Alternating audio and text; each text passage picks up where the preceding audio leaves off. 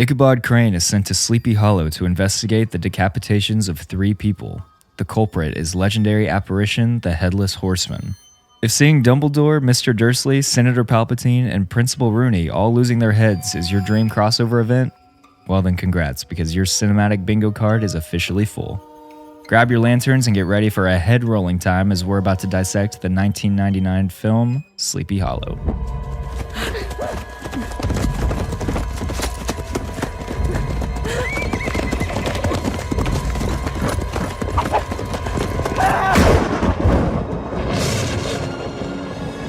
I am Constable Ichabod Crane, sent from New York to investigate murder in Sleepy Hollow. How much have your superiors explained to you? Only that the 3 were slain in open ground, their heads severed from their bodies. Taken by the Headless Horseman, taken back to hell. He rode a giant black steed. To look at him made your blood run cold. Even today, the Western Woods is a haunted place where brave men will not venture. We have murders in New York without benefit of ghouls and goblins. You're a long way from New York, Constable. Is everyone in this village enthralled to superstition? We have many things to talk about, even in this backward place. Excuse my manner. I'm not used to. Female company? Murder! The Horseman's killed again! The assassin is a man of flesh and blood, and I will discover him. Are you so certain of everything?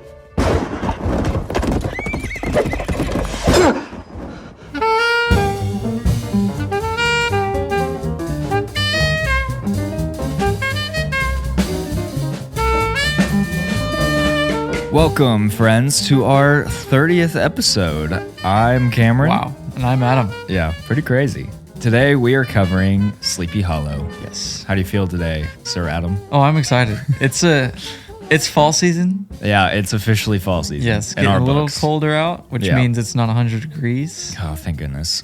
I just want there to be some nice chills, you Yes. know? Oh. One would say in the chamber? That was not on purpose, I promise. Wow. Yeah, I've been ready for fall. So Oh my gosh. bring Well, it this on. is the best kickoff to fall, I would say. This is, wow, that's true. This is a really good film to start for the fall season. Yeah. Anyways, let's dive right into it. Let's do it.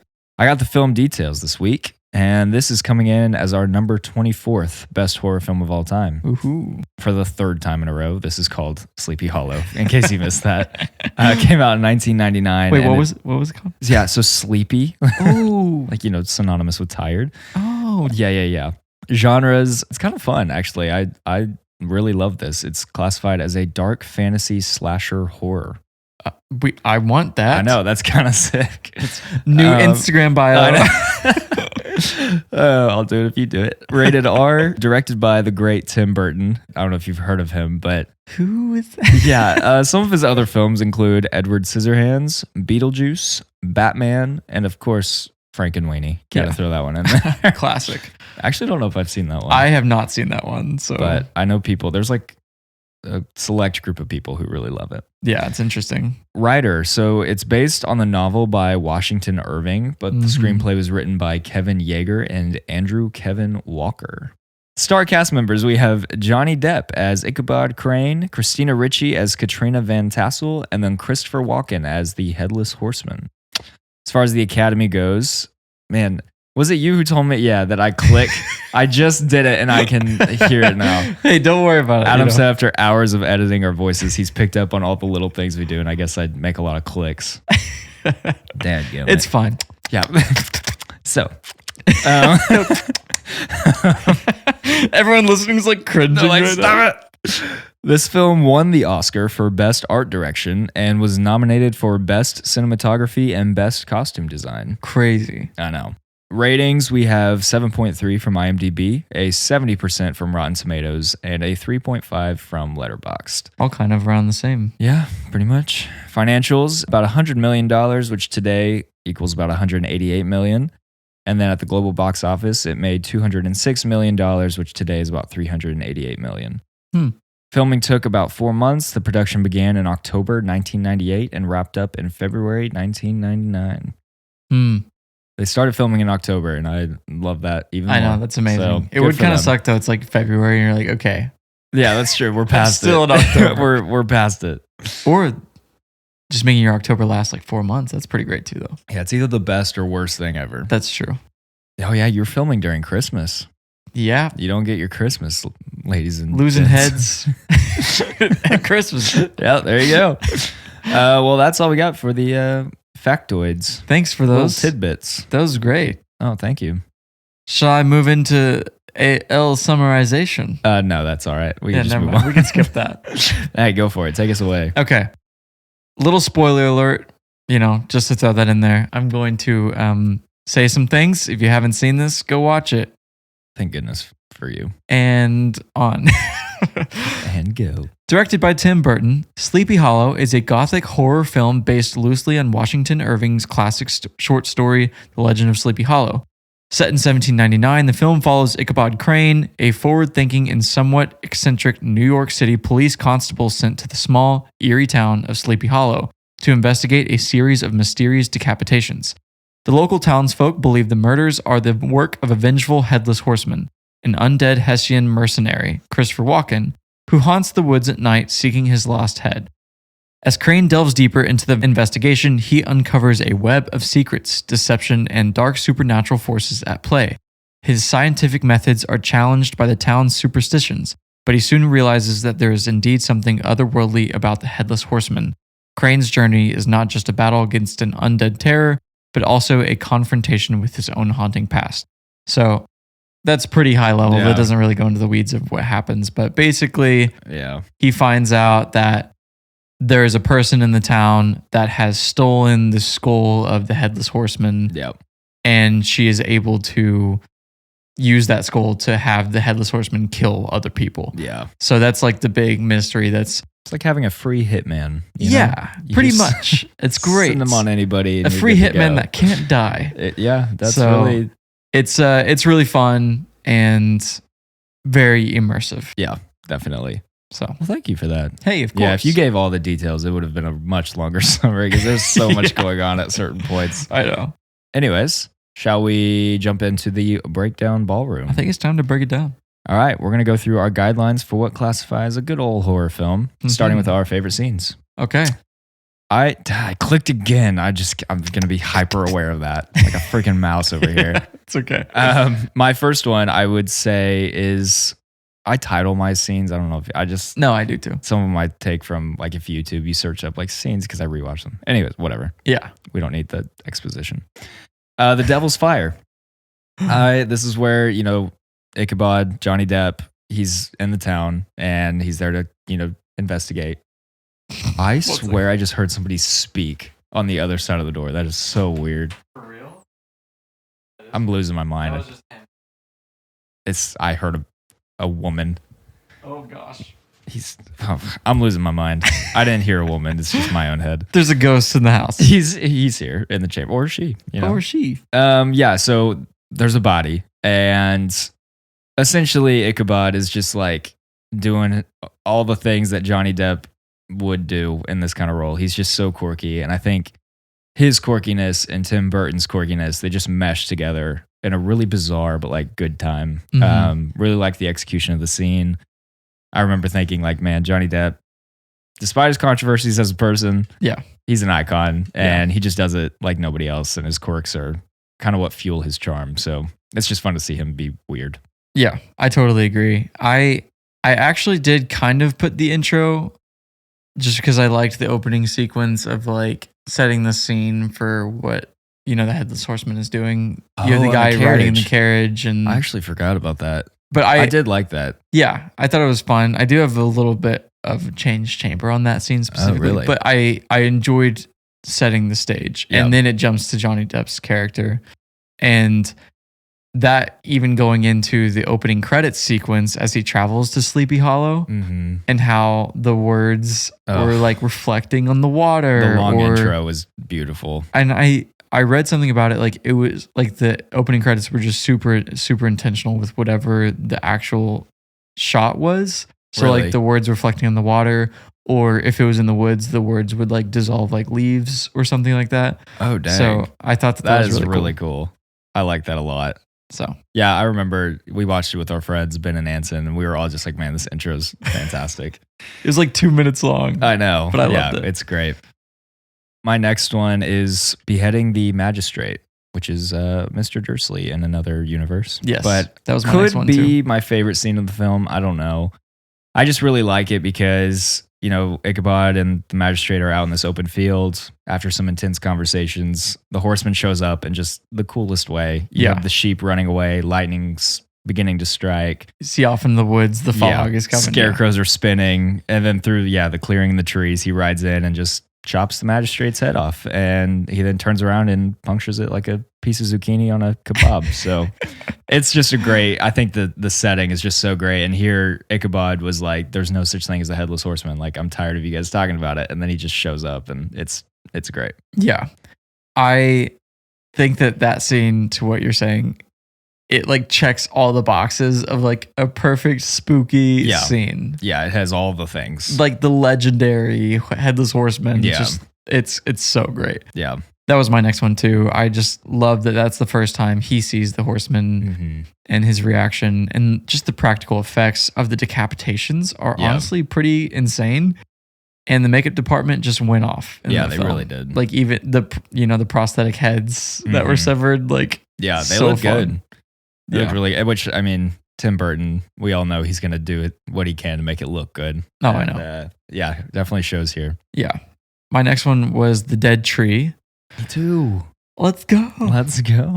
When he freaking finds all of the heads and then the horseman's body. Yeah.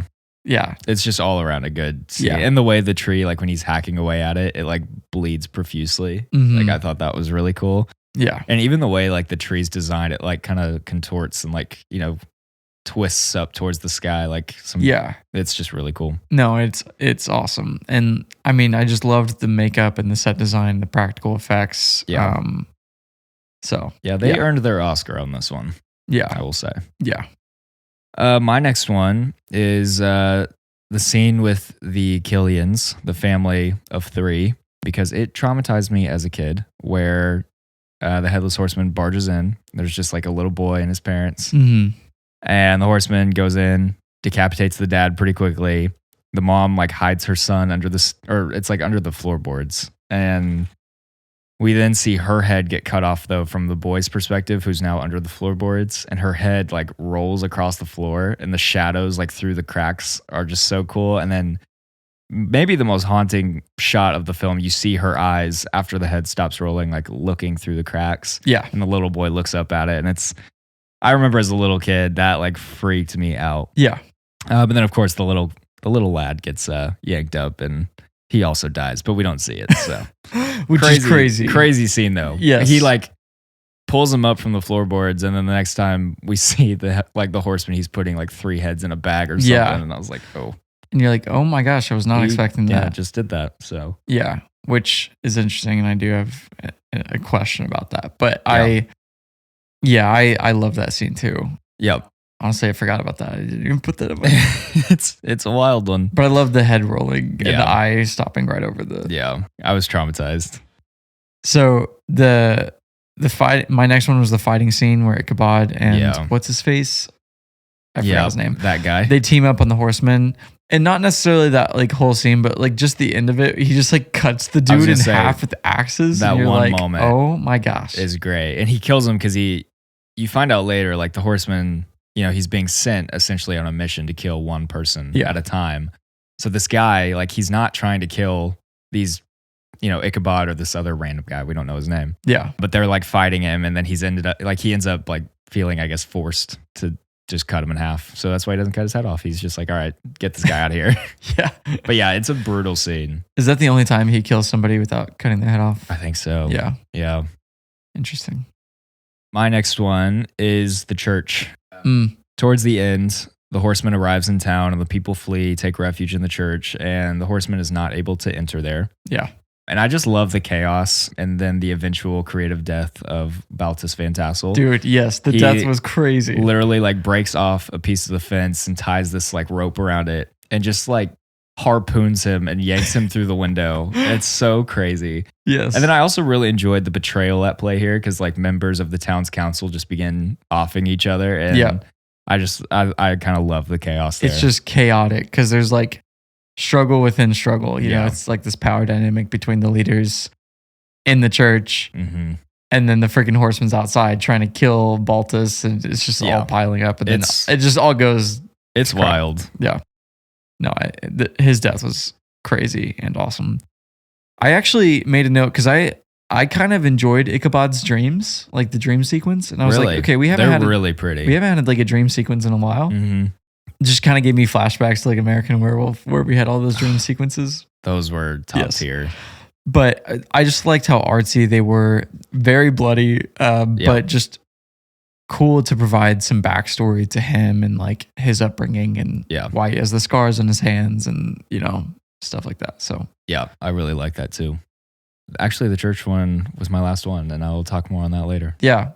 I did put the climax only for, and I'm going to make a lot of notes about like it being immersive and the art direction, why I believe it deserves an Oscar, you know, like just, you know, from finding out the twist of the stepmother to the burning windmill to the chase to at the dead tree, the headless horseman going back to hell pretty much. And then just altogether, I thought it was like, I'm not saying this is a perfect climax. I'm saying I thought the amount of time that was allotted to the climax was like a perfect amount of time. I agree. And I love like the chase and the windmill, and like there's certain components of it that I thought were really, really cool. Like it wasn't like 2 minutes of climax and it's done. Which is the worst. Yes. Especially with horror. You want like a really good final moment, you know? Yeah. So I don't know. It just felt immersed in that world even more than I had been before that. So I enjoyed it. Yep.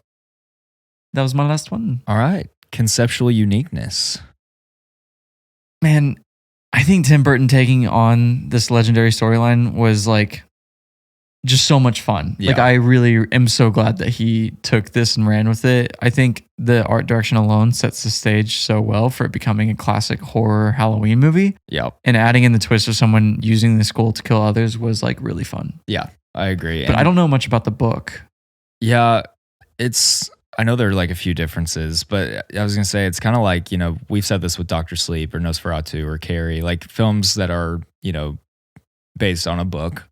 What's great here though is Sleepy Hollow, I think, was released in like early 1800s. And so I feel like because there's so much time, he was able to just have a lot more creative freedom and kind of do what Tim Burton does. Yeah. So I agree. I think it's so cool to see his touch on the story. And I think he kind of, you know, takes something that was already worked out and then just made it his own thing. And I always appreciate that, especially, I mean, Burton is just, he's a very visual and unusual guy, and the two kind of go hand in hand. But yeah. Yeah, no, I agree. I totally agree. Which that goes right into director's I was going to touch. say, kind of goes right into that. I mean, he's really just a madman. His attention to detail, fascination for the macabre, and ability to execute something like this in an artistically driven way, I thought was just wonderful. Yeah. And it'd be so fun to be in one of his films. Oh my gosh, it would be, yeah. And like Johnny Depp has been in how many? Like, I mean, a lot. So I think I used the same word actually. I think macabre is like one of the best words for him. He's so bizarre, but that's what makes him so talented. Like he's just, and some people like I know definitely are not a huge fan of him because of that. Like they just don't like the oddities involved, but I really like it. So. Yeah, 100%. He also just has like a really specific style that's so unique to him. Yeah, it's almost like Wes Anderson. Like you can watch a Burton film and just immediately know, like, that's his style. Like, it's his thing. 100%. All right, acting. So hiring the entire Harry Potter cast was great. Yeah, that was really interesting. That was a choice. Johnny Depp's obviously a legend. Mm-hmm. Some of the other actors were a little weak, which we kind of talked about right after the film. I thought the stepmom, whatever her name is. Mm-hmm. Yeah, so I thought she was a little weak. Christina Ricci. I know. It's so tough. I like her a lot. I love Christina Ricci. Yeah. And I had not seen this in a while. And I think it's just so hard.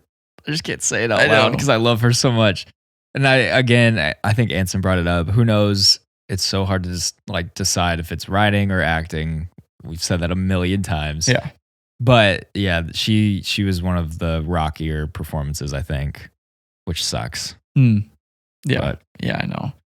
But I mean, kind of like we said, it's a lot of it is because of the screenwriting. So it's not necessarily a realistically oriented dialogue Yeah, for sure. screenplay. So it's hard to judge sometimes because of that. Yeah. But What can again, you do? I know. It is about how, how it comes off at the end of the day. And at the end of the day, it was just kind of coarse, kind of, felt like sandpaper at times. Yeah. But, Yeah. it I is agree. what it is.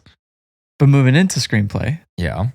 I thought it was written more like a melodramatic stage play. Yeah. Yeah. That's a good point. And I think I saw some reviews who kind of said something similar. And I think that's really true. I appreciate certain things, like, and this goes back to what I was saying about changes like they made because it came out so long ago. But like, I guess Ichabod in the book is a school teacher, but here he's like a constable from New York City sent to the village to like investigate. I thought that was kind of a cool take instead of just a school teacher who already lives in Sleepy Hollow. Yeah. But I do think it struggles a little with dialogue for at least, film. It's a little too over expository at times. Like there were times Yeah. where they were talking and I was like, I feel like they're just talking to like explain to us what's happening because there is, I think, a little too much going on at times. Well, But even the big reveal at the end, yeah. she just literally explains all of it. Like, which, Yeah. whenever you have twists, like I understand it's very Sherlock Holmesy. Here's my evil plan all along. Yes. So We get the flashback sequences and everything. I know. Yeah. I know. A little But wild. it was like, I don't know. It felt to me like that was intentional. Like it was supposed to be I was that going way. to say, who knows with Tim Burton? Like, if I could see that. And it even had bits of comical elements in it that were interesting in Definitely. the context of this horrific tale, but added like a touch of fun and lightheartedness. So I appreciated that. But I actually think, that those bits of humor actually make it better. yeah, Which is weird because I don't think it, and we've talked about this, humor and horror. Like, how do we feel about it?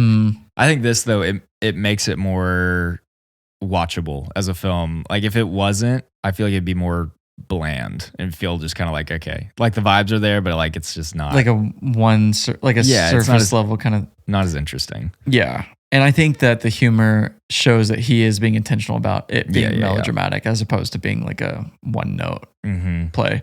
But I like the non-realistic dialogue, and I like it in this context too because it sets it up to be a bit more artsy, and I enjoy that. But I know it's not like for everyone. Yeah. And Wes Anderson, for instance, he's not for everybody, but oh my he's gosh, like so so the king specific. of awkward dialogue. He is so specific in his shooting style and his dialogue, Yeah. and even like Woody Allen, like his dialogue Mm-hmm. is very specific too. And I think that not everyone likes that, but I think it's fun. Yeah. So Yeah. I appreciate it.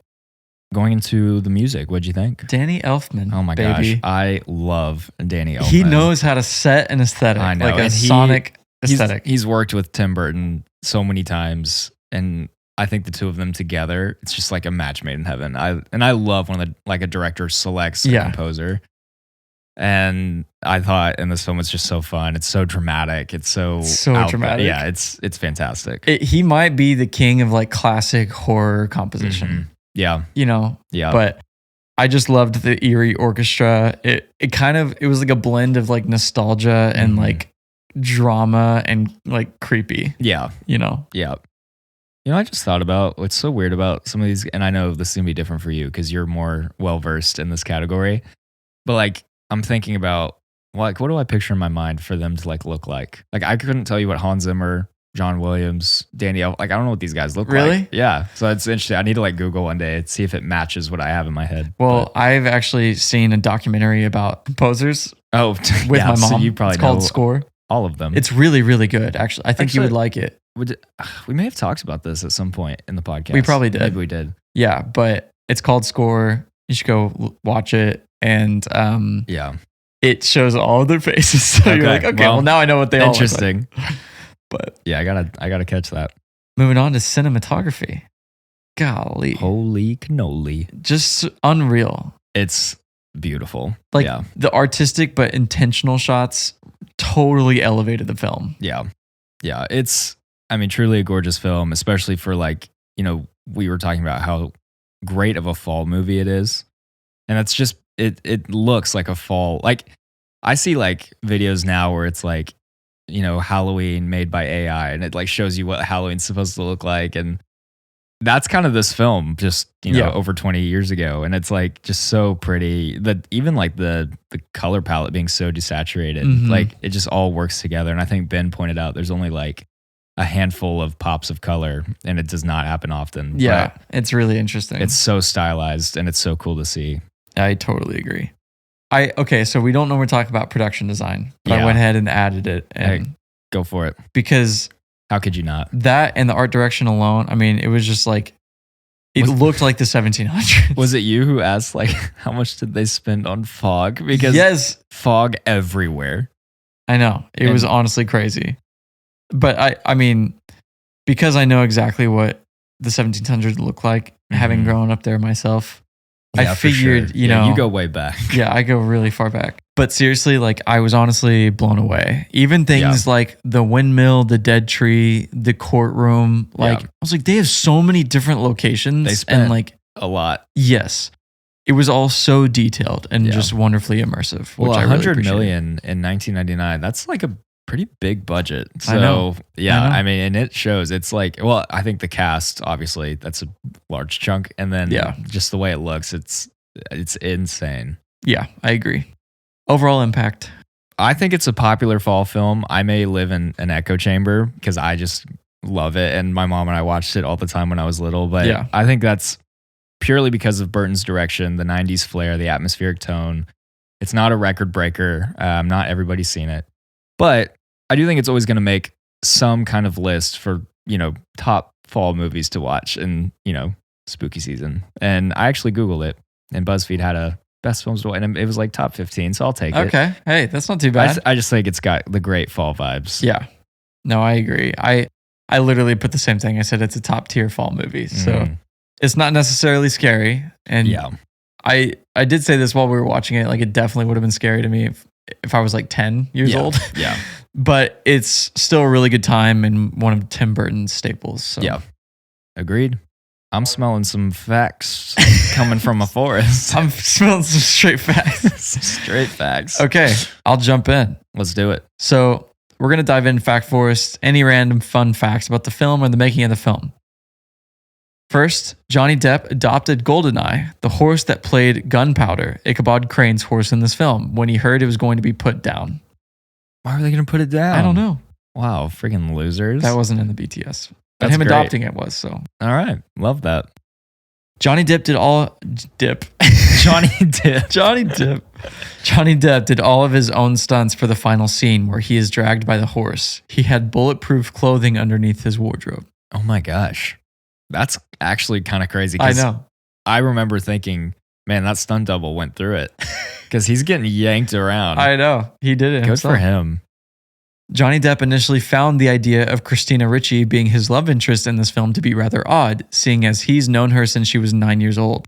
They first met on the set of Mermaids in 1990, as Depp was dating Winona Ryder at the time. Oh, that's weird. Yes. That is really bizarre. That would be so weird. It does. It's a noticeable age gap. Yeah. Watching it. You are like, she's really young. So I guess she's 18? Is she 18 in this? Yeah. Oh my gosh. That's crazy. Well, that gives me a little more leeway with her on her performance. Yeah. I'm 26 and I forget it. Oh, give yourself more credit. Hey, thanks. Historically, Ichabod Crane was a very unattractive man. Johnny Depp offered to add prosthetics to his face to make himself look ugly, but director Tim Burton wanted to base the character on Crane's more unattractive personality traits, his reported squeamishness and eccentricity. Yeah, well, it's definitely there. Can you imagine being Johnny Depp and be like, I'm too good looking for I know, this I thought role. the same thing when you said that. Like, hey, Give me a prosthetic. I'm down to dial it back if you need me to. That's funny. And they're like, no, it works. Johnny Depp has never seen the film because he hates the way he acts in it. Wait, that's really interesting. I know. Because I feel like that's just how he always is. I know. I was like, wait. Aside from like Pirates, but like Willy Wonka, that's the same vibe. Very interesting. The cast and crew often said the feeling one had walking around Sleepy Hollow's sets, and in particular the town at Lime Tree, was almost as if you were walking around inside the mind of Tim Burton. Yeah, I think that's cool. So I would have loved to be on that set. fun. I know. The crew of the movie built the small town of Sleepy Hollow complete with rooms, floors, and stairs. The town was dismantled after filming was completed. That's so... I hate I'm when like, they do keep that. it. Why would Why? you not? That's so dumb. I don't understand. I wonder where they filmed it at. That'd be interesting to know. I actually don't know. That could change things. But that is a bummer because I would have loved to visit. I know. That would have been a really cool site. Mm-hmm. It was only after being cast as the Headless Horseman that Christopher Walken admitted to director Tim Burton that he actually did not know how to ride a horse. Oh, no. Well, that's kind of important. That's interesting. You were playing a horseman. That's like the main role. Yeah. Sir Michael Gambon wanted to keep his severed head and send it via proxy to interviews and dinner parties as a joke. That would have been Which fantastic. would be awesome. I would have loved that. I know. He's a legend. I know. Tim Burton stated in the DVD commentary that he dislikes it when children are always spared from danger in horror movies, which is not the case in this movie. As Cameron said, one victim is beheaded while in its mother's womb, and a young boy is dragged out of the cellar by the horseman and then beheaded. His decapitation wasn't on screen, but a longer shot of his severed head being shoved into a bag was trimmed to prevent an NC-17 rating. Oh, wow. Oh, wow. I'm like, what's up with all these directors, movies? man. I know. Bunch of... Ugh. That's crazy. It is kind of crazy. I only have 2 more. At around 3 minutes, the Scarecrow, when Peter Van Garrett gets his head cut off by the Headless Horseman, is the opening pumpkin and Scarecrow from The Nightmare Before Christmas, 1993. Oh, I love that. What a callback. So you know fun. what's so crazy? That is still a film I have not seen. I know. I've not Wait, seen. what? And I love Tim Burton. Dude, I don't know. That's like the Tim Burton film. It's so good. So I don't know. Oh my gosh. Yeah, you have to maybe watch. this year's my year. Yeah, you gotta watch. Last one, Miranda Richardson plays both Lady Van Tassel and her twin sister, the witch in the Western Woods. Oh, all right. Interesting. So there you go. All right. All the facts. Yeah, pretty good. Pretty Not too darn bad. good. Not too bad. Just again, I love how Halloween is just painted all over this movie. I know. Just hearing all these things, I'm like, oh yeah, Yeah. it's a good one. Well, thank you for that. Of course. Now we're going to our mishaps. Mountain. Right on top of that mountain. What do you got? When Ichabod cuts up the tree and is splattered with blood, it is on his face and down his neck and white shirt. During the cutting of the tree, the blood splatter on his face changes position with each shot. While digging the hole and following the Headless Horseman, there is no evidence of blood on his shirt. I noticed how it changed, it changed patterns, but Yeah. I didn't notice it disappearing. It just so was gone. that's fair. Yeah, that is fair. The servant girl's head was severed by a mortal and not the horseman. Her head and neck lacked the cauterized qualities that the sword delivered. There should have been quantity of blood due to the axe blow that took her life. Yep. So That was one of mine as well. Because mhm. again, some of these, you just got to sift through the really stupid ones. I know. Some of them were so dumb. When the Headless Horseman is about to kiss Miss Van Tassel, you can see his actual teeth behind the filed ones. Christopher Walken's teeth are blacked out and their outlines are visible against the tongue during the close-up of his face. Mm. That one I did notice and it drove me a little crazy. Actually, I did not notice, but that is crazy. You will never not see it once you do. Yeah, that's terrible. It's the first time I've noticed it. Dang, that sucks. When the crone attacks Ichabod in the cave, you can see that her eyes are not empty sockets but covered by a black cloth. I didn't notice that. I mean, it didn't look amazing, but I didn't notice whoa. But anyways. Yeah. And lastly, Ichabod Crane performed autopsies on cadavers, and these bleed in spurts. However, when a person dies, all the blood inside the body quickly coagulates. Fair enough. Nice. So, I did put one more, just in case. Ichabod deduces that the headless body in one of the coffins he rips open cannot be that of Lady Van Tassel because the cut in the palm of the hand was done after death, without, he says, any bleeding. Later, we then see in the flashback that the cut being made bleeds profusely. oh yeah, that's true. So I was like, oh, that's a pretty big deal, Yeah, considering that's a that big was the one. whole reason he was like, that can't be true. That's actually a really great point. But moving on to Change Chamber, which I'm curious how much you had in here. A few things. Okay. What about you? I didn't really, there wasn't Not a ton. One of them, just to give you a prep. One of mine is from somebody else, but I think I okay. agree with I it. see, So, I see. but I have two of my own, and they're smaller. So my 1/2 was the one thing I kept thinking was, why didn't they just stay in the church to avoid him while they figured out a plan to get rid of him? Yeah. As soon as they find out he can't get in there, it's like, that's like your safe haven, use that. But the fact that he was still able to kill Baltus while he was in the church would scare others for sure. So I understand that. But yeah. Also, I just realized I do have 2. But anyway, Okay. Sorry. This one was from somebody online, so I can't take credit. But they said, we find out that Lady Mary Van Tassel is in control of the Headless Horseman and a plot to take revenge and gain the Van... Oh my gosh. That name has tripped me up so many times. The Van Tassel fortune by eliminating all heirs and witnesses to the inheritance. However, she fakes her own death by horseman before attempting to have the remaining 2 heirs, her husband Baltus and her stepdaughter Katrina, killed. She then, of course, reappears and reveals her plot to Katrina before attempting to murder her. But how would she gain the inheritance if she is presumed dead? She can't just reappear as if she didn't die. She faked a body as her own. There would definitely be suspicion of foul play. That's a really, really good point. That's fair. It's a fair point. That is fair. Now, one thing I didn't realize is the whole rule behind, or didn't understand, was the whole rule behind the horseman not killing people that he wasn't asked to kill. Oh, yeah.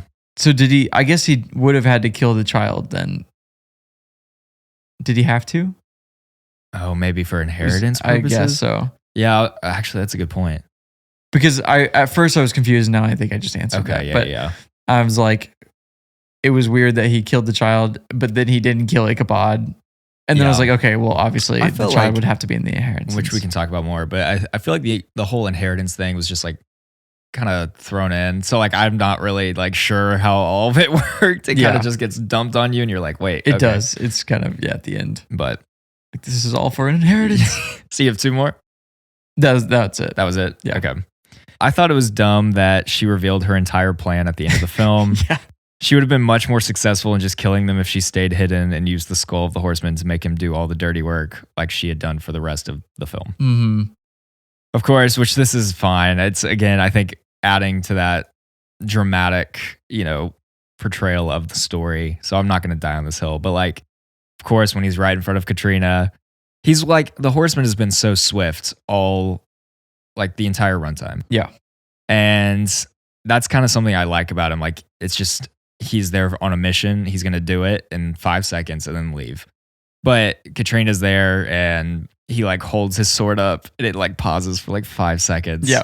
Just for them to have enough time to like save her. And I was like, come on. I know. It happens every sake movie. Of the plot. It's like, but I get it. Yeah. It is, that's where the stage presence kind of, comes to light though, because it feels like very stage heavy. Yes. But that's like honestly one of my least favorite things though, in especially horror films. Like they're about to kill.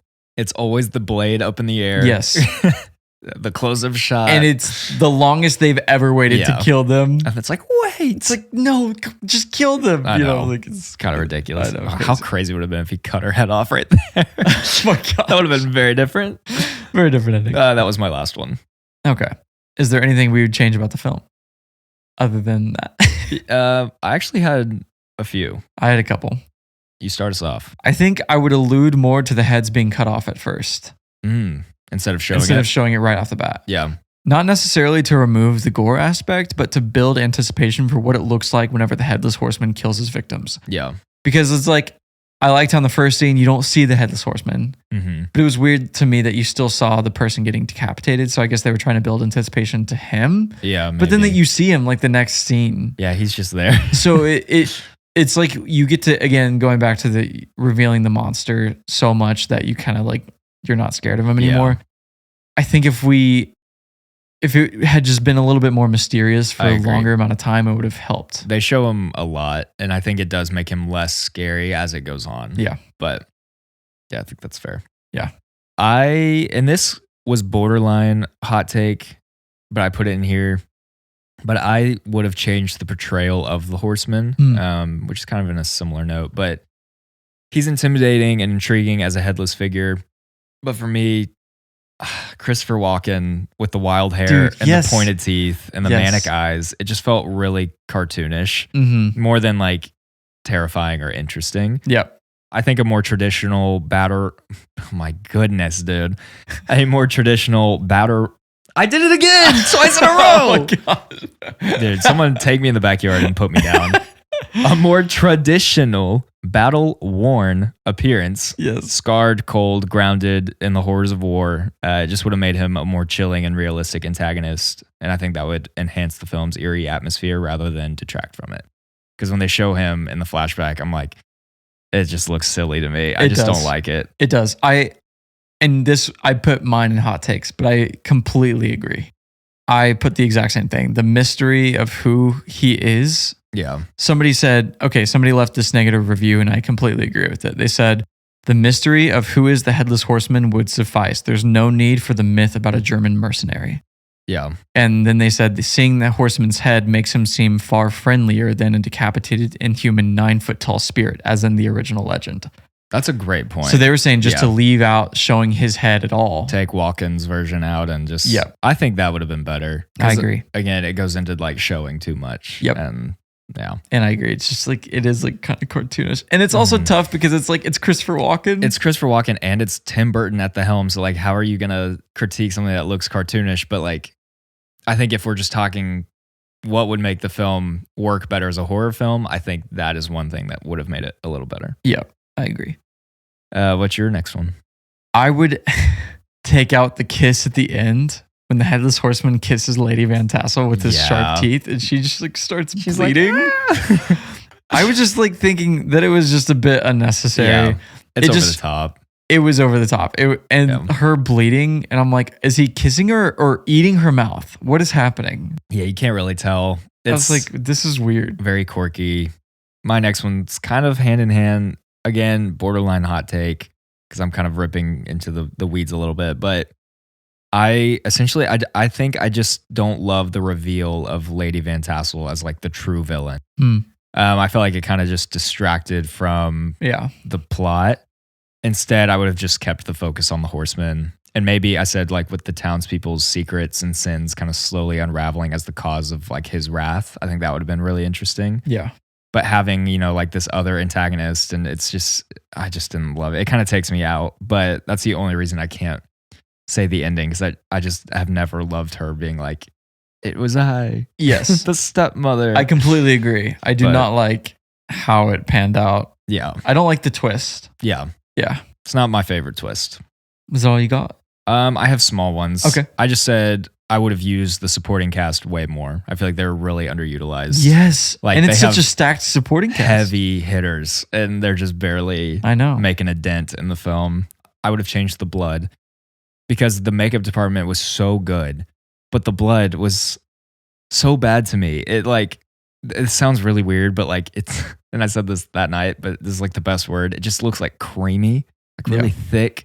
And it's like a bright red. And I was just not a fan. So I thought that I'd put this in the BTS, but I guess I didn't. But I saw something about that said all of those scenes, it was like the whole film was shot with like a filter, like a blue filter on it. So they actually had to make the blood orange. I was going to say it almost looks orange. They because of the filter, they had to make it orange to appear red. Yeah, these people are bleeding tangerines out there. Yes, it was like crazy. The blood was definitely creamy.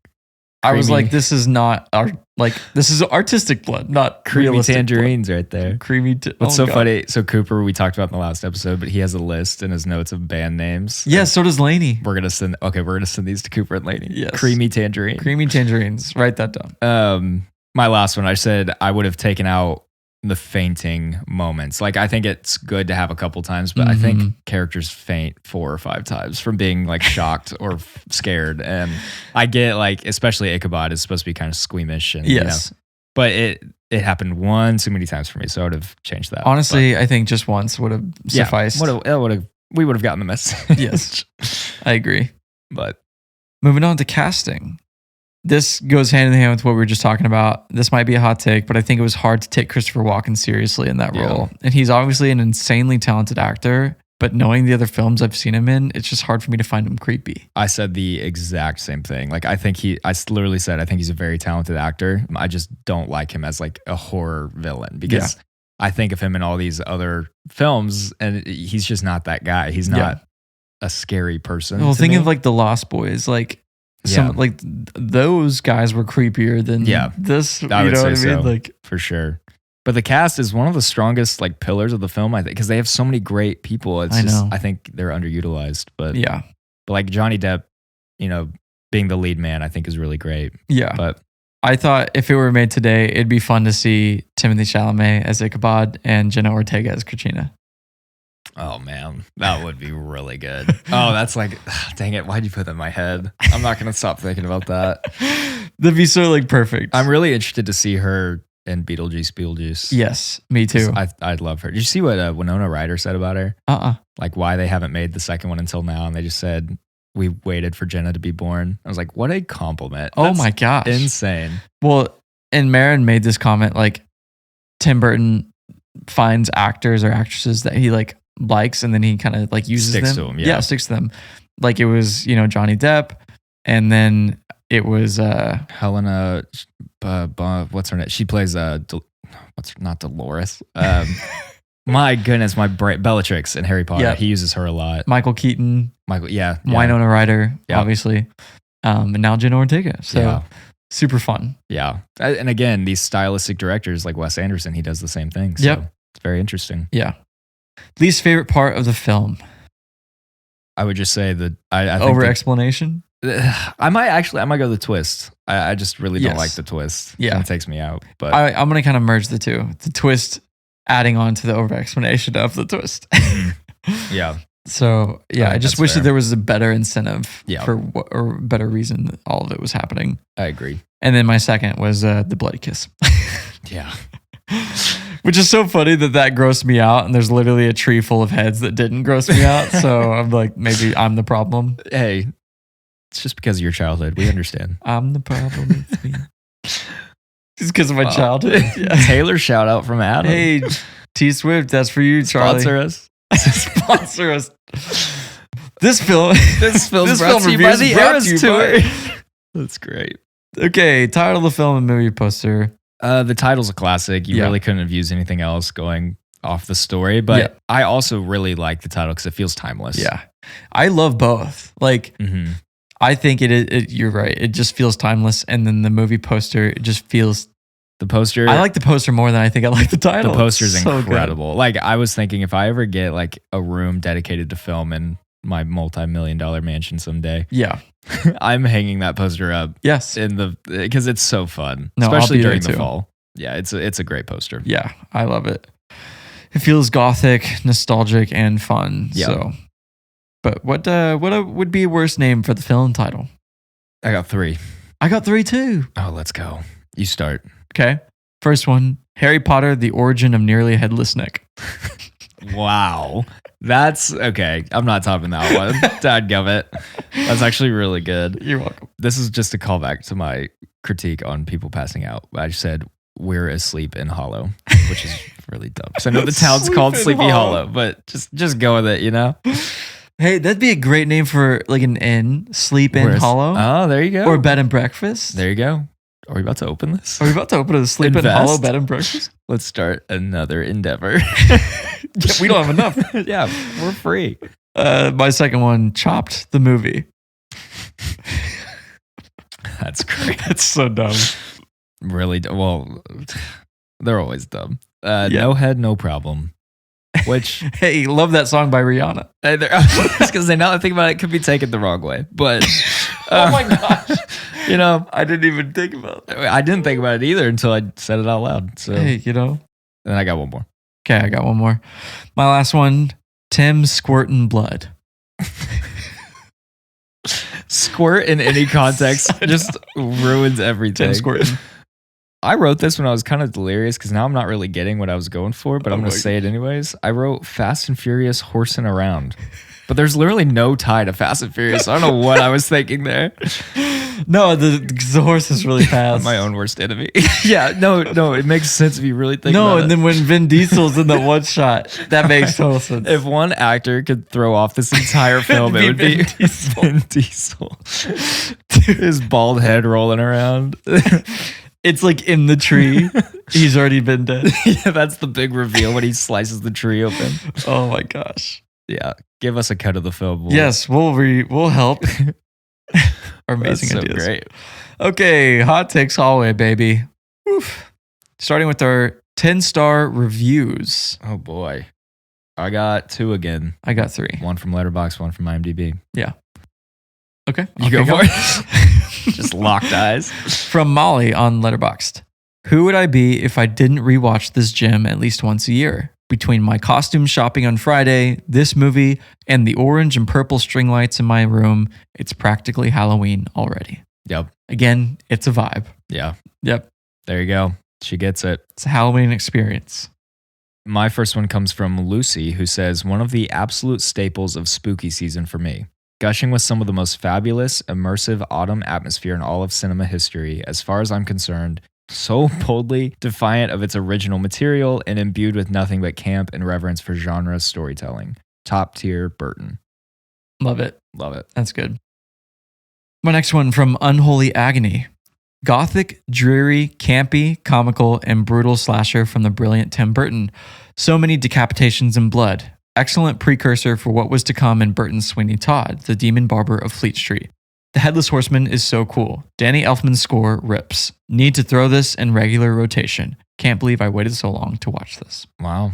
All these people need to get together for coffee. I know.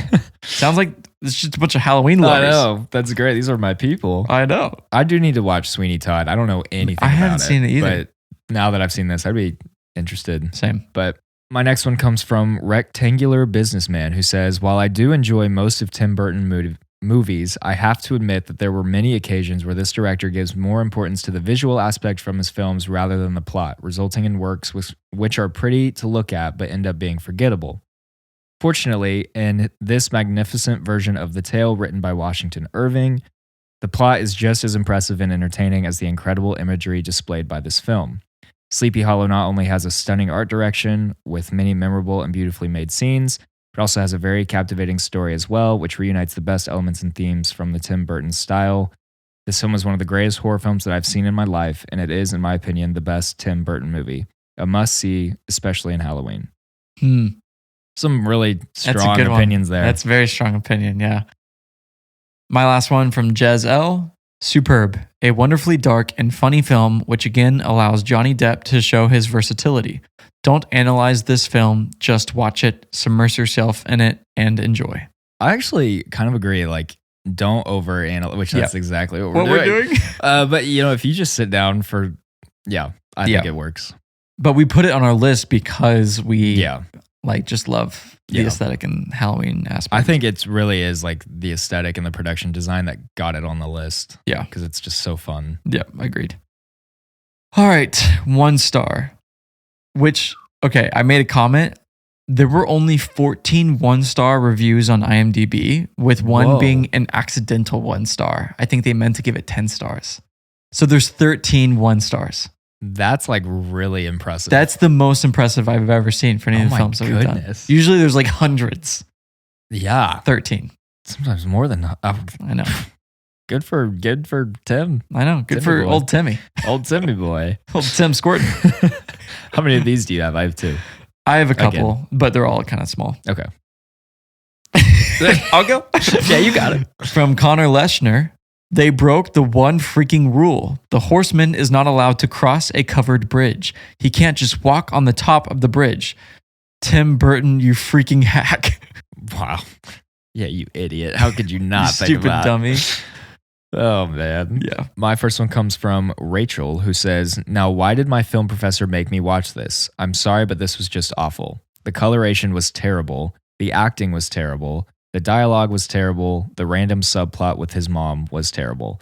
How do I get back the last 2 hours of my life? That's it. Oh. Yeah. Coloration, that's pretty crazy because it literally won for... Well, I think it was nominated for cinematography. Cinematography, yeah. Cinnamon Toast Crunch. Cinnamon is nominated for Best Cinnamon Toast Crunch box cover. Yeah, she's steaming there. It's also crazy that a film professor is out there showing this to his students. I know. Again, building some credibility. I love it. My next one from Eva. I loved when that blind guy was like, seeing is believing. Wait, that's hilarious. I know. I was like, I didn't even catch that. Yeah, I didn't catch that either. So that's funny. This next one comes from the Bevo, who says, I just saw this movie and I would have to say it was the worst. Even though it's scary, it totally ruined the old fairy tale. There is way too much blood and gore. I even got queasy. I found it in no way amusing and hilarious. The whole movie itself was changed. I think the movie was just showing off its prop department more than its intelligence and producing department. I give it 2 thumbs down. What can you do with? Yeah, it's tough. I think it is crazy because while there is like, I actually would not say it's a super violent movie. No. There are moments for sure, but like the heads getting chopped off could be so much worse. Like Game of Thrones decapitations are so much different than a decapitation here. Yes, this is a clean cut. It's a clean cut. You don't see One the blood hit. spewing out. It's like not that bad. Yeah, I agree. I've seen a lot of heads get cut off. So Yeah, you've seen a ton in your day. and I'm still here. And you're still here. All right, I have one more from Ripe Peach. I love that guy. Yeah, good guy. Washed out and wishy-washy.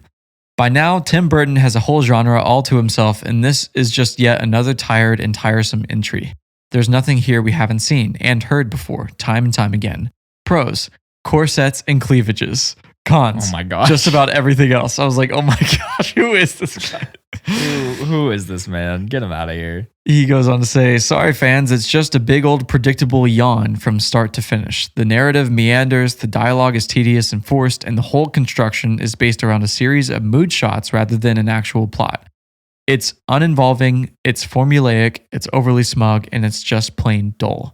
And accents. Yes, there are some decent attempts at 20th century pseudo-plummy English, but the thing is, people in England in 1799 were talking like Yosemite Sam. Do try and keep up. Yosemite Sam, that's great. This guy, This guy. locked and loaded. Fair enough. Corsets and cleavages is the craziest. Yeah, bro. Another band name, maybe. Hey, there you go, Laney and Cooper. There you Corsets go. and Hope you're cleavages. listening. The 2 C's of 2 C's. That's all you need. Yeah. Okay. All right. Do we have any hot takes?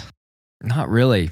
It was kind of hard because I feel like I expressed a lot of my strong opinions Yeah. elsewhere.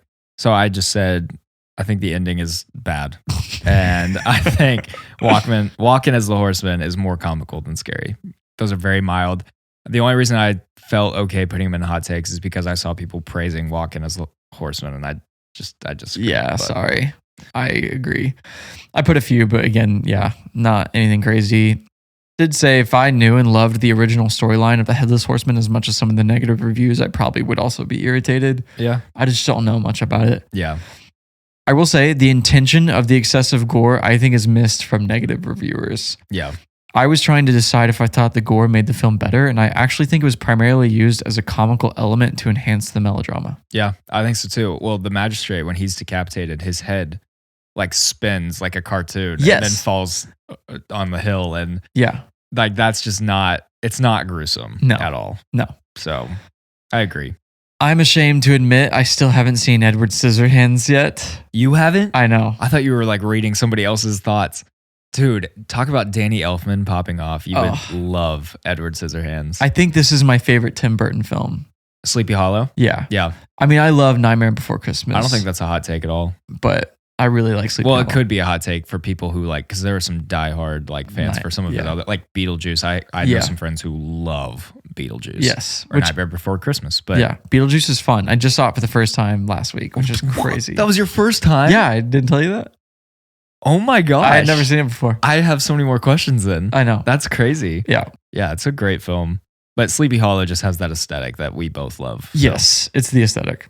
And then lastly, I understand how horror lovers could find this boring. Yeah. If you're going into it hoping to be scared and uneasy the whole time, you'll immediately find yourself annoyed. But if you go into it ready to be immersed into Burton's world and are treating it more like a classic Halloween movie, you'll enjoy yourself so much more. Yeah. Honestly, I'm so glad and interested by you saying you like watching it as a stage play. I want to watch it again almost to watch it through that lens rather than, and like honestly, Charlotte still hasn't seen it and I want her to watch it, and I might like tell her that ahead of time, like, hey, just picture imagine it, like, this is a play. Yeah. I think it'd make it better. Yeah. It definitely was, honestly, in my opinion. Yeah. Hottest of all hot takes. Someone said they couldn't find one thing they liked about this movie. I was like, the fact that it was literally, it won for art direction and was nominated for Yeah. 2 other things. I think that's crazy. Them and the girl who said the coloration was bad. Like, come on. Like, Yes. it's a beautiful film. You got to Okay. get over yourself. You just lose credibility. I think saying the gore is over the top and it made you feel nauseous. Like, come on. Like, it's really not that bad. No, But it's not. hey, it's subjective. Everybody has their own limits. And trust me, the blood does not look real, so you're fine. Yeah, you're good. Got those creamy tangerines in Oh there. my gosh. Do we agree with the IMDb rating of 7.3? Yeah, I think purely for aesthetics and attention to detail on the setting. And Yeah. I think that I'm good with that.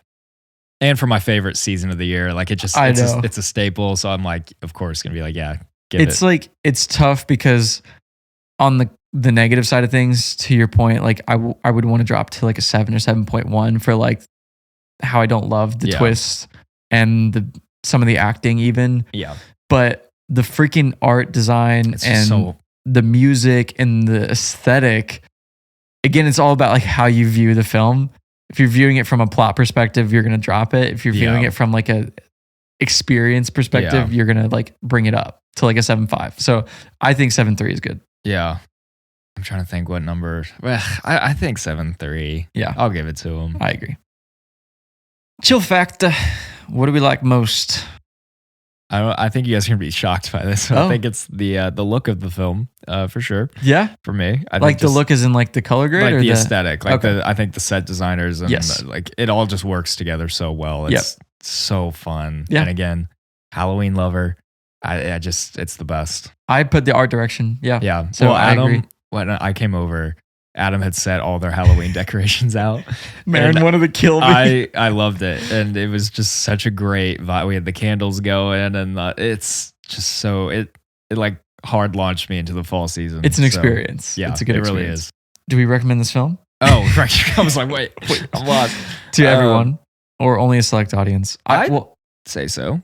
It's not for everybody. I was gonna say, I think you have to enjoy Burton's style, like classic Halloween, and be okay with like heads being cut off. Yeah. But if you check all those boxes, like you're gonna like really, really enjoy it. Yeah. Like my dad, he likes certain horror films. I don't think he doesn't like any film that feels quirky, or both my parents really don't like any like Wes Anderson. My mom just can't do it. And so I feel like this, which I'm surprised she loves this film so much. And she loves other Burton films now that I think about it. Someone like my dad would just be like, this is just really weird and quirky. But I think if you're down for that, like it's totally for you. Yeah, I agree. Where can I watch Where this? can we watch it? Amazon Prime, Amazon Prime, YouTube, and Roku. Yeah, Wonder Woman, just hit her up. She'll hit you with that. Wonder Woman will help you with anything. Okay. And that wraps up Chamber of Chills number 24, top horror film of all time, Sleepy Hollow, 1999.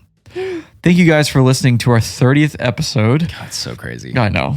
Feel free to DM us your hot takes about Sleepy Hollow to us on Instagram at The Chamber of Chills or email us at podcast@thechamberofchills.com. Boom. Now, the riddle for the next film we're reviewing. Let's do it. In a house where shadows creep and roam, a mother guards her haunted home. The light is dim, the air is cold, but secrets here remain untold. Who walks the halls, both seen and not, in rooms where life and death are caught? When the truth is found, who is to blame? Whisper the answer and speak my name. You know what's so fun is like last week, the riddle was so on the nose. I feel like if you can guess the film from that, like good for you. Well, it's also honestly. tough because it's like haunted house. It's like, okay, how many haunted houses? Well, let me think. Yeah. It's only like one haunted house film, maybe. I know. Okay, don't forget, share our podcast with your film-loving friends. And remember, it's about to be spooky season. So what better way to spend spooky season than to spend it with the Chamber Boys? Oh, yeah. Chamber Boys. We go All by right. many names, but here, Hey, that's how you can call reach us. us. What's the Kim Possible things? Oh, yeah. Call me, beat me if you want to reach me. Yeah, I don't know why I just thought of that. Sorry, this is so random. All right, bye. Thanks for listening. Stay tuned for what's next on Chamber of Chills. Bye.